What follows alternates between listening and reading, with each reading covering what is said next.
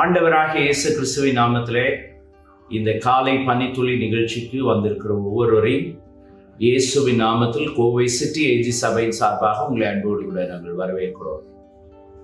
எரேமியா எழுதின தீர்க்கதரிசியின் புத்தகம் 29ஆம் அதிகாரம் 11ஆம் வசனம், நீங்கள் எதிர்பார்த்திருக்கும் முடிவை உங்களுக்கு கொடுக்கும்படி நான் உங்கள் பேரில் வைத்திருக்கிற நினைவை அறிவேன் என்று கர்த்தர் சொல்லுகிறார். அவைகள் தீமைக்கல்ல, சமாதானத்துக்கு ஏதுவான நினைவுகளே. இந்த விசேஷமாக எதிர்பார்ப்புகள் நிறைவேறாத போது அப்படிங்கிறதான நிலையில இந்த ஆண்டவரை வார்த்தை உங்களோடு கூட பகிர்ந்து கொள்ள விரும்புகிறேன். வேதாகமத்திலே மோசேயுடைய வாழ்க்கை குறித்து பார்க்கிறோம்.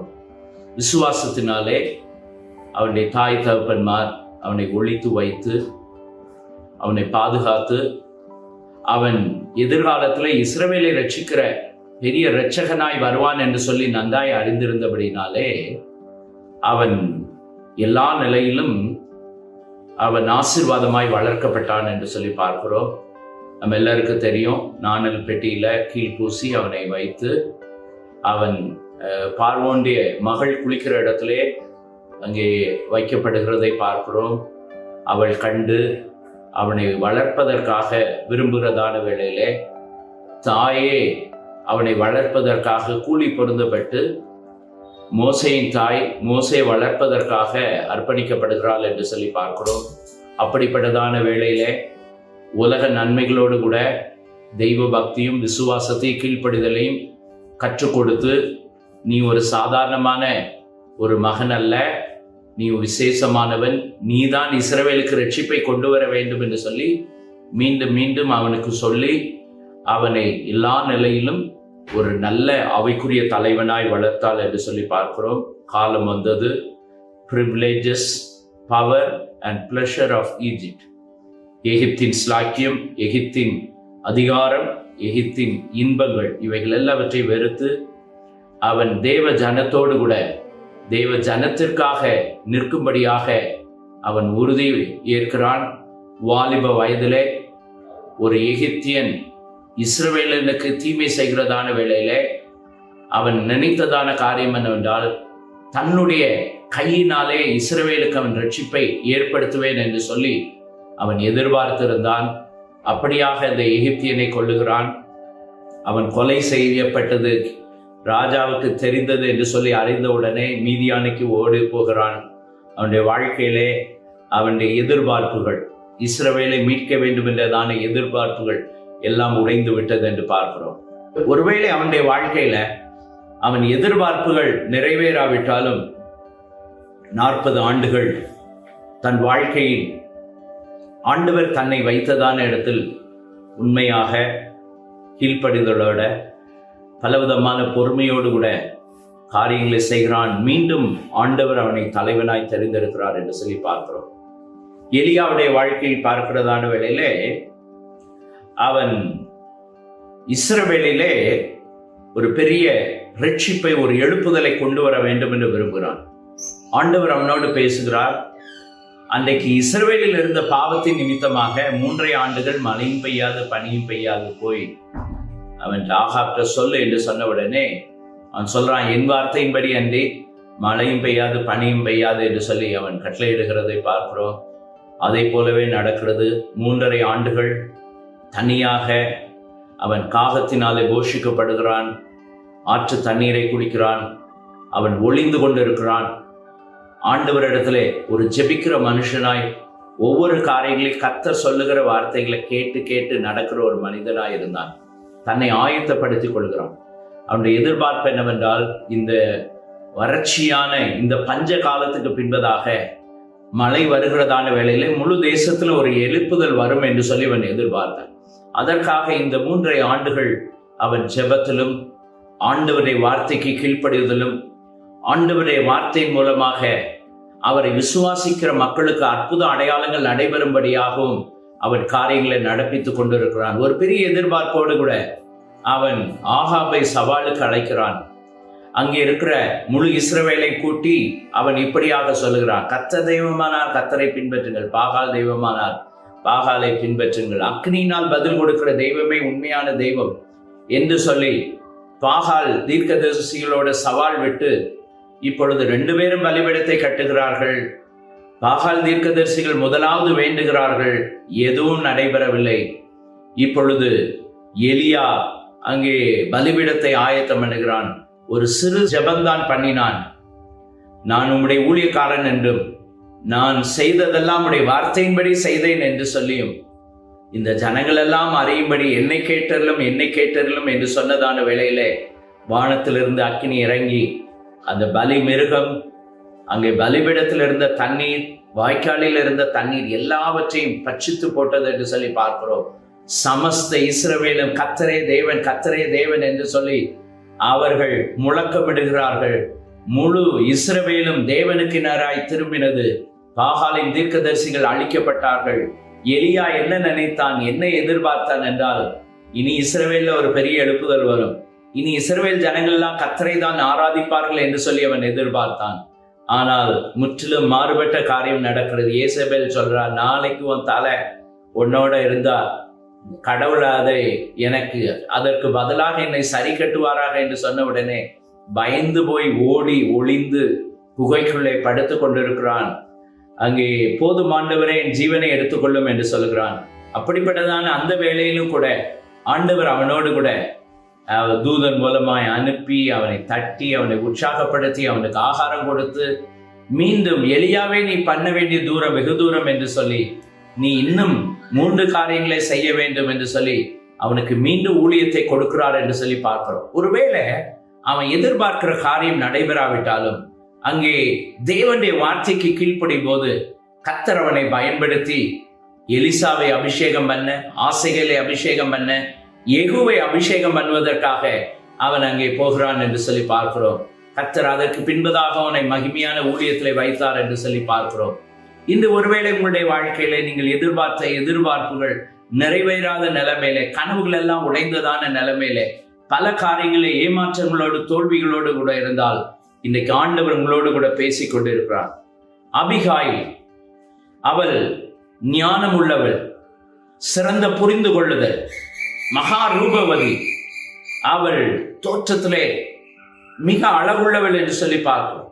தேவனுக்கு பயந்தவள், ஒரு மென்மையான இருதயம் உடையவள் என்று சொல்லி பார்க்கிறோம். உயர்ந்த எண்ணம், உயர்ந்த நோக்கம் உடையவள், எல்லாருக்கும் நல்லதை செய்கிறதான ஒரு தாராளமான மனப்பான்மை உள்ளதான ஒரு நோபல் கேரக்டர், ஒரு குணசாலியான ஒரு பெண்ணாக இருந்தாள் என்று சொல்லி பார்க்கிறோம். அவள் வாழ்க்கையிலும் திருமணத்தில் பல எதிர்பார்ப்புகள், பல கனவுகள் அவளுடைய வாழ்க்கையில் இருந்திருக்கும். ஆனால் அவளுக்கு வந்ததோ நாபால் என்கிறதான முட்டாள். அவன் ஒருவேளை ஐஸ்வர்யவானா இருந்தாலும், காலேபின் வம்சத்தில் இருந்தாலும் கூட ஒரு புத்தீனமான ஒரு மனிதனாய் இருந்தான் என்று சொல்லி பார்ப்போம். இந்த அபிகாலுடைய வாழ்க்கையில ஒருவேளை தான் எதிர்பார்த்தபடி தன்னுடைய வாழ்க்கை அமையாவிட்டாலும் என்ன செய்கிறாள் என்றால், அவள் ஞானமாய் அவள் அப்படிப்பட்டதான ஒரு புருஷனுக்கு கீழ்ப்படிந்து அவள் பணிவோடு கூட நடந்து கொள்ளுகிறதை பார்க்கிறோம். தாவீது நாபாலுடைய மேய்ப்பர்களுக்கு உதவி செய்தான். அதற்கு மாறுத்தரமாக நாபால் மயிர் கத்திரிக்கிறதான, ஆடுகளுக்கு மயிர் கத்திரிக்கிறதான ஒரு பெரிய கொண்டாட்டம் இருக்கும். அது அறுவடை காலங்கள் இருக்கும். அப்பொழுது அவர்கள் ஏராளமான வெகுமதிகளை அனுப்பி ஏராளமான நபர்களுக்கு அவர்கள் விருந்து பண்ணுவார்கள் என்று சொல்லி பார்ப்போம். அப்படிப்பட்ட காலத்திலே தாவீது ஏற்கனவே நாபாலின் வேலைக்காரர்களுக்கு உதவி செய்தபடினாலே அவன் என்ன நினைக்கிறான் என்றால், எப்படி ஆகிலும் இந்த நாபால் இடத்துல நம்ம வனாந்திரத்துல இருக்கிறோம், கஷ்டத்துல இருக்கிறோம், அவனிடத்துல உதவி கேட்போம் என்று சொல்லுகிறதான வேளையிலே தாவீது யார், தன் எஜமான இடத்திலிருந்து ஓடி போனதான அந்த வேலைக்காரனுக்கு என்னுடைய நலன்களை நான் பகிர்ந்து கொள்வேனா என்று சொல்லி அங்கே தாவீதின் வேலைக்காரர்களை சிறுமைப்படுத்தி அவமானப்படுத்தி அனுப்புகிறதை பார்க்கும். தாவீதுக்கு மிகவும் கோபம் வருகிறது. நாளை காலையில சுவர்ல நீர் விடுகிற ஒரு நாய் கூட நாபாலுக்கு மிஞ்சாது என்று சொல்லி எல்லாரும் பட்டயத்தை அவர்கள் அறையில கட்டி கொண்டு புறப்படுகிறார்கள். இதை கேள்விப்பட்டதான அபிகாயில் என்ன செய்கிறாள் என்றால், தீவிரமாய் ஞானமுள்ள பெண் தீவிரமாக புறப்பட்டு போய் 200 அப்பங்களோடு கூட 25 அங்கே திராட்சரசம் உள்ளதான துருத்திகளோடு கூட ஏராளமான அங்கே பொருட்களோடு கூட 100 வத்தலான திராட்சை குலைகளோடு கூட 5 ஆடுகளோடு கூட தாவீதும் அவன் வேலைக்காரர்களும் திருப்தியாய் சாப்பிடும்படியாய் ஆகாரத்தை ஆயத்தம் பண்ணி கொண்டு முகங்குப்புற விழுந்து பணிந்து கொள்ளுகிறதை பார்க்கிறோம். வெகுமதிகளை கொடுக்கிறது, தாவீதின் கோபத்தை தணிக்கிறதை பார்க்கிறோம். அது மாத்திரமல்ல, தாவீது என்ன செய்ய வேண்டும் என்பதை அவனுக்கு சொல்லக்கூடியதான நிலைமையிலே, நீர் தீர்க்க தரிசனமாக, நீர் ராஜாவாக மாறுவீர், ஆண்டவர் உம்மை உயர்த்துவார், கர்த்தர் தந்த வாக்கு தத்தங்கள் நிறைவேறும், அப்பொழுது உம்முடைய வாழ்க்கையில நீர் இந்த ஒரு இரத்த பழியோடு கூட இந்த புத்தீனமான மனுஷனையும் அவனுடைய வேலைக்காரர்களையும் அழித்த ஒரு இரத்த பழியோடு நீர் ராஜ்யபாரத்தை ஏற்கக்கூடாது. ஆகையினாலே இந்த பழிபாவம் இல்லாதபடிக்கு நீர் அவனை மன்னித்து எப்படியாயிலும் இந்த காணிக்கையை ஏற்றுக்கொள்ளும் என்று சொல்லி தாவீதின் கோபத்தை தணித்தது மாத்திரமல்ல, தாவீதின் வேலைக்காரர்கள் எல்லாருக்கும் ஒரு இளைப்பாறுதலை கொடுத்தது மாத்திரமல்ல, தாவீது ஒரு பெரும் பாதகத்தை செய்யாதபடி தடுத்தார். இதை கேள்விப்பட்ட நாபால் அவன் முகம் செத்தவனாய், தேவன் அவனை அடித்தபடினால சீக்கிரமாய் மரித்து போனான். அவர் விதவையாய் மாறினால், தன் வாழ்க்கை எதிர்பார்த்தது நிறைவேறாத நிலையிலும் உண்மையாய் இருந்தால், காலம் வந்தது. இப்பொழுது தாவீது திரும்ப அபிகாயிலை திருமணம் பண்ணிக்கொண்டு அவள் ஒரு ராஜாத்தியாய் மாறுகிறாள். இப்பொழுது தேசத்துக்கும் விசேஷமாக தாவீதுக்கும் ஆலோசனை கொடுக்கிறதான நிலையிலே கர்த்தர் அவளை உயர்த்துகிறதை பார்க்கிறோம். ஆண்டவருடைய நாமத்துக்கு மகிமை உண்டாதாக. அன்னாள் என்ற பெயருக்கு அர்த்தம் என்னவென்றால் கிருபை என்ற அர்த்தம் என்று சொல்லி பார்க்கிறோம். புதிய ஏற்பாட்டில் இருந்ததான அன்னாள் இவள் ஒரு தீர்க்க தரிசனியாய் இருந்தால் என்று சொல்லி பார்க்கிறோம். அது மாத்திரமல்ல, அங்கே பானுவேலின் குமாரத்தி என்று சொல்லி பார்க்கிறோம். பானுவேல் என்றால் ஃபேஸ் ஆஃப் காட், தேவ சமூகம், தேவ முகம், தேவனுடைய பிரசன்னம் என்று சொல்லி பார்க்கிறோம். அந்த பேருக்கேற்றார் போலே இவள் தேவ பிரசன்னத்தை வாஞ்சிக்கிறவளா இருந்தால், ஆசேர் கோத்திரத்தை சேர்ந்தவள் என்று சொல்லி பார்க்கிறோம். ஆசேர் கோத்திரத்துக்கு கொடுக்கப்பட்டதான இடம் எதுவென்றால் கலிலேயா என்று பார்க்கிறோம். முக்கியமில்லாத பகுதி. நாசரேத்திலிருந்து நன்மை உண்டாகுமா என்று ஒரு முக்கியமில்லாத ஒரு பகுதியில் அவள் இருந்தாலும் கூட அவள் என்ன செய்தாள் என்றால், அங்கேயும் ஒரு தீர்க்கதரிசனியாக தேவ சத்தம் கேட்க முடியாத காலங்களில், ஆண்டவருடைய வார்த்தை அபூர்வமாய் இருந்த நாட்களிலும் ஆண்டவருடைய வார்த்தையை பேசுகிறதான ஒரு தீர்க்க தரிசனியாய் இருந்தால் என்று சொல்லி பார்க்கிறோம். அது மாத்திரமல்ல, ஒரு கற்புள்ள பெண் 7 வருஷம் தன் புருஷனோடு ஒரு அருமையான, ஒரு கனத்துக்குரிய, ஒரு மகிழ்ச்சியான, ஒரு ஆசீர்வாதமான குடும்ப வாழ்க்கை. திடீரென அவளுடைய வாழ்க்கையில எதிர்பாராத விதமாக கணவனை இழக்க வேண்டிய சூழ்நிலை வந்தது. அவள் எதிர்பார்த்த எதிர்பார்ப்புகள் அவளுடைய வாழ்க்கையில் நிறைவேறாவிட்டாலும் அந்த சூழ்நிலையிலும் அவள் சோர்ந்து போகாமல், ஆண்டவர் மேல் வருத்தப்படாமல், ஆண்டவர் மேல் கோபப்படாமல், அதற்கு பின்பதாக 84 வயது வரைக்கும் தேவாலயத்தை விட்டு நீங்காது ஜெபம் பண்ணி ஆராதித்து உபவாசித்து இரட்சகர் மேசியா இயேசு இந்த உலகத்தில் வருவதற்காக அவள் ஜெபம் பண்ணி கொண்டே இருக்கிறாள் என்று சொல்லி பார்க்கிறோம். அவளுடைய ஜெபத்துக்கு பதில் வந்தது. இரட்சகரை கண்டாள். முழு உலகத்தின் ரட்சிப்புக்கும் காரணமாய் இருந்த இயேசுவை அவள் கண்டு தரிசித்து அவள் தேவனை மகிமைப்படுத்துகிறதை பார்க்கிறோம். இந்த கால வேளையில ஆண்டவரை வார்த்தை கேட்டுக்கொண்டிருக்கிற அருமையான தேவனுடைய பிள்ளைகளே, உங்களுடைய வாழ்க்கையில் ஒருவேளை நிறைய எதிர்பார்ப்புகள், நிறைய கனவுகள், நிறைய விருப்பங்கள், வாழ்க்கையில நிறைய பிளான்களோடு இருந்து ஒருவேளை அவைகள் எல்லாம் உடைந்து போயின நிலைமையிலே உங்களுடைய ஆசைகள், உங்களுடைய கனவுகள் நிறைவேறாவிட்டாலும் சோர்ந்து போகாதீர்கள். நீங்கள் எதிர்பார்த்தது நடக்காவிட்டாலும் தேவன் எதிர்பார்த்தது, தேவன் உங்கள் வாழ்க்கையில் வைத்ததான தேவ திட்டம் உங்கள் வாழ்க்கையில நிறைவேறும். அது உங்க தீமைக்கல்ல, உங்க ஆசீர்வாதத்துக்காக.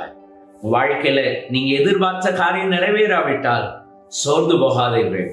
தேவன் உங்கள் வாழ்க்கையில் எதிர்பார்க்கிற அவர் வைத்த திட்டத்தை நிறைவேற்றுவதற்கு உங்கள் வாழ்க்கையை அர்ப்பணிங்கள். நீங்கள் பல்லாயிரங்களுக்கு ஆசீர்வாதமாய் மாறுவீர்கள். தேவன் உங்களை உயர்த்துவார், ஆசீர்வதிப்பார், பிறருக்கு ஆசீர்வாதமாய் மாறுவீர்கள்.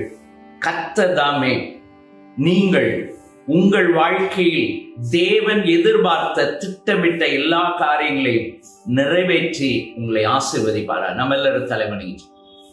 நல்ல பிதாவே துதிக்கிறோம்ப்பா. வேதாகமத்தில் அநேக தேவ பிள்ளைகள் ஆண்டவர் அவருடைய வாழ்க்கையில் எதிர்பார்த்த அநேக காரியங்கள் நிறைவேறாத போதும் ஆண்டவரை சோர்ந்து போகாமல் அவர்கள் வாழ்க்கையில் தேவன் வைத்த திட்டத்தை நோக்கத்தை நிறைவேற்றினதான வேளையிலே பல்லாயிரங்களுக்கு ஆசீர்வாதமாய் ஆண்டவரே மாற்றினது போல நாங்கள் நினைக்கிற, நாங்கள் விரும்புகிற, நாங்கள் யோசிக்கிற, நாங்கள் எதிர்பார்க்கிற காரியங்கள், எதிர்பார்ப்புகள் நிறைவேறாவிட்டாலும் ஆண்டவரே, அநேக காரியங்கள் எங்களுக்கு விளங்காவிட்டாலும் உங்க கரத்தில் ஒப்பு கொடுக்கிறோம். நீங்க எதிர்பார்த்திருக்கிற, நீங்க திட்டமிட்டு இருக்கிற, நீங்க பிளான் பண்ணியிருக்கிற எல்லாத்தையும் உடைய பிள்ளைகளுக்கு ஆண்டவரே தீமைக்கல்ல, அது நன்மைக்கானது நிறைவேற்றி ஆசீர்வதிமான அநேகருக்கு ஆசீர்வாதமா எடுத்து பயன்படுத்து ஆண்டவரே. உடைய சுத்தம் செய்கிறவன் என்னென்றைக்கு நிலைத்திருப்பான் என்றவருமாய் அவருடைய ஆசீர்வாதத்துக்கு, அவருடைய உயர்வுக்கு, அவருடைய மேன்மைக்காக ஆண்டவர் குறித்ததை நிறைவேற்றி முடித்து கனப்படுத்த ஆசீர் தெய்வீக பாதுகாப்பு கிருபை ஆளுகிறது உமக்கே மகிமை இயேசுவின் நாமத்தில் பிதாவே, ஆமென். ஹல்லேலூயா. நீங்கள் எதிர்பார்த்தது நிறைவேறாவிட்டாலும் தேவன் வைத்தது குறித்தது உங்கள் வாழ்க்கையில் நிறைவேறும். God bless you.